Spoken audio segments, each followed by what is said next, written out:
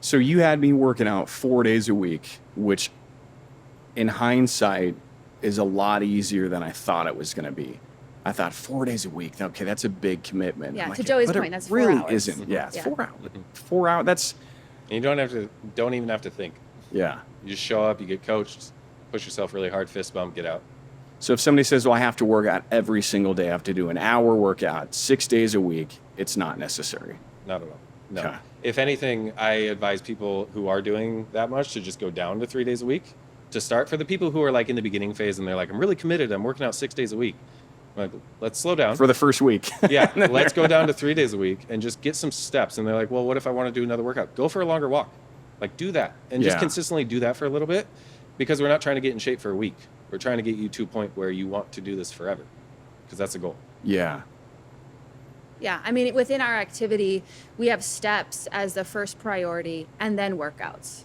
You know, even though like we're in the business of fitness, we need people to come in. But as far as you reaching your goals and you maintaining your goals, those steps are going to have a much more impact on your life than the 4 hours in the gym. Mm-hmm. I'm just curious, like cardio too. I mean, that was a big thing at your guys' facility. It was the Metcon, the metabolic conditioning. Mm-hmm. I'd never worked out that way before. I'd never done CrossFit. And I thought, okay, God, is this just going to be like, I mean, all these things are going through my head. I'm like, I want to get jacked. I told Salem I wanted to get jacked. Why is she am I doing having cardio? Yeah, why am I doing cardio? This isn't going to help my muscles get bigger. And God, that first week or first 2 weeks were like huge gains. And then all my friends were like, oh, yeah, that's just newbie gains. I'm like, okay, well, maybe I'll get discouraged in a month here. And then week 8, I sent them my metrics. They're like, oh, wow, yeah, good job. Keep going. Mm-hmm. And then 12 weeks, I sent them the results. They're like, dude, what are you doing? I'm like, doing the same damn thing. I already told you, 3 months ago. Mm-hmm. Oh, wow, yeah, that's cool. Yeah, I think I'm going to go on the carnivore diet. I'm like, I just told you what I was doing. I just showed you everything I was doing. Look at the results we got, and now you're jumping and changing to a carnivore diet? Or what are your thoughts on that stuff? Like carnivore diet versus keto versus... Is there any truth to it? Truth in what sense?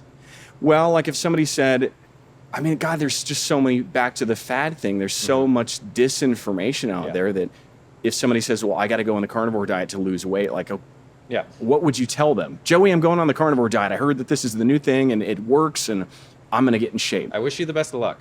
Like, I'm always for people trying stuff. I'd stay away from any extremes, because with extremes, there's trade-offs. There's always trade-offs, and that's why people don't stick with it. And come to find out, everyone can pull a study that proves something. Everyone's done it. But at the same time, the people who were the biggest advocates for something like the carnivore diet years later came out and said that their health markers were starting to show all these negative things, and they had to add fruit back in and some kind of plants. And it's like, okay, so we should just have a balanced diet. Like, humans were made to eat all the things. And so if it's unsustainable, which it is, you shouldn't do it. Like, that just doesn't make sense. I heard this or read this or something. There was a guy that did I don't even know what they called it, a fruitarian diet. Yeah, all he that was getting kills was people. fruit. Oh yeah, it was bad. He smelled horrible after like a month or something. Just like all he was eating was fruit. You need protein, you need fat, you can't get away without carbs. The fruit diet will kill you. So why is that? You can get it. So if I said, I'm not eating any carbs, or it's going to be very, very minute amounts, why is it that your body doesn't need carbs, or why don't carbs matter? So your body's made of protein. Like, everything you see is made of protein. So like skin, organs, bones, ligaments, all that stuff is made of protein. So you need that. Otherwise, your body will start pulling it from your bones and stuff, age faster. So you need protein. You need fat, because that's what your cell membranes are made out of, and that affects your hormones and lets you absorb nutrients. Mm-hmm. So those your body needs. Carbs, we don't need. So someone who's inactive, the keto diet might actually work for them, and it might work really well because they're not using carbohydrates. Carbohydrates are stored in your muscle and your liver. Your liver stores a very small amount. And so if you're not using your muscles, you don't need that much of them. You should be using your muscles, so you should eat carbs. Okay. Because your muscles are an organ, and the healthier your muscles are, the more sugar you can process and actually use the carbohydrates instead of eventually becoming insulin resistant from not using your muscles and just consuming a lot of carbs. That's a good point. I didn't realize that. So if somebody said, well, I'm just doing this to lose weight, as opposed to changing the whole body composition, which is what you had me doing, you could lose weight. You could say, well, I'm just not going to eat carbs. But then usually they go back. Yeah.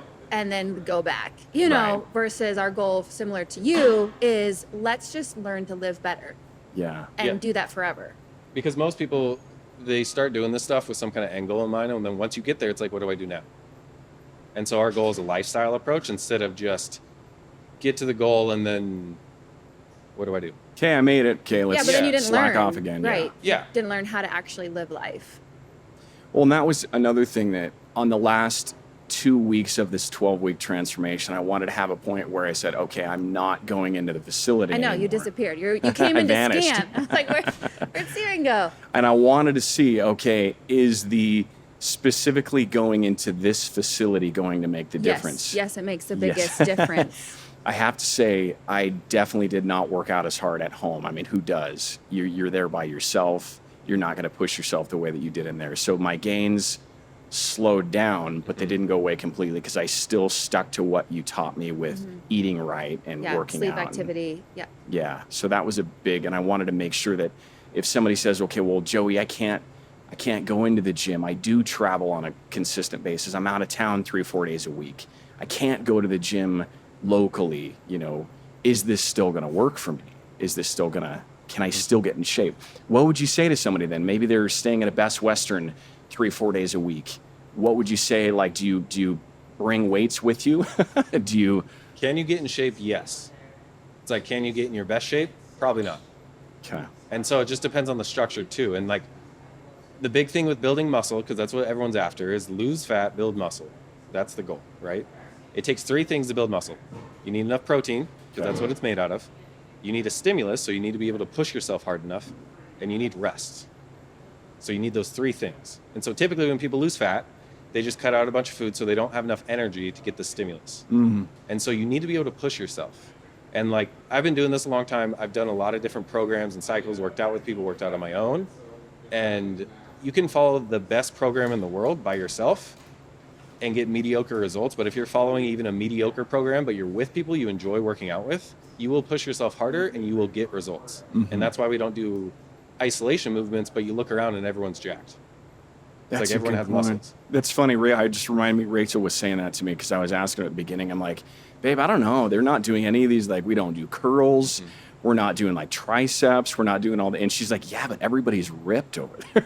Yeah, like, we never do bicep curls. I used to do them all the time when I was a kid, and then as soon as I started doing CrossFit, functional fitness, I started with CrossFit. Everything just blew up because you're pushing yourself that much harder, and that's the point. do you think it's the functional movements, the deadlifts, the squats, the cleans, the full body motion that's more important than just trying? I mean, I guess if you're a bodybuilder and you're saying I want to grow my It's what's my a goal. biceps, yeah, that's different. Yeah, but no matter what, it's intensity. Like you have to be able to push yourself Yeah. because you have to give the muscle a reason to grow. Like your muscle, your body doesn't know. You put a resistance on it, and it's like, I need to either adapt to this or we are going to die. And so you need to be able to push it to that limit safely and then rest, recover, and repeat and keep doing it. And the longer you can keep doing it, the more muscle you have. And then that's the secret. So if somebody comes to you then, because I'm sure a lot of people, when they see either of you, they're like, oh man, I want to get in shape. I want to do this. What's the most common question you get then when they say, Joey, okay, I'm doing this for training. Like, it seems like everybody always defers back to how many reps should I do? What exercises should I do? Or is that kind of the most common question that you get when somebody sees you or they want input? Not necessarily somebody in the gym with you, but maybe somebody, a relative or a friend that's... I'd say most people have the same question because most people are operating from the same information. Mhm. And most of the information we get is from movie actors and bodybuilders. Influencers, yeah. Yeah. True. And typically they are all biased in the cut, bulk, focus on these things. And like that's been around the longest. And so when it comes to like the fundamentals of what actually builds muscle, what actually makes you lose fat, what actually gets you in shape, it's like that stuff is just like the sprinkles on top of the cake. It's like, are you walking 8,000 steps a day? That's going to be the most impactful thing for all of those things, including gaining muscle and your recovery. And then it's like, are you pushing yourself in the gym? Like, it doesn't matter what exercises you're doing if you're just going through the motions. Right. It's like all of that can be for nothing if you're not getting enough sleep. And if you're not eating enough protein and getting enough nutrients, like, what are you even doing? You're just like spinning your wheels and probably going backwards because your body has to pull nutrients from everything else.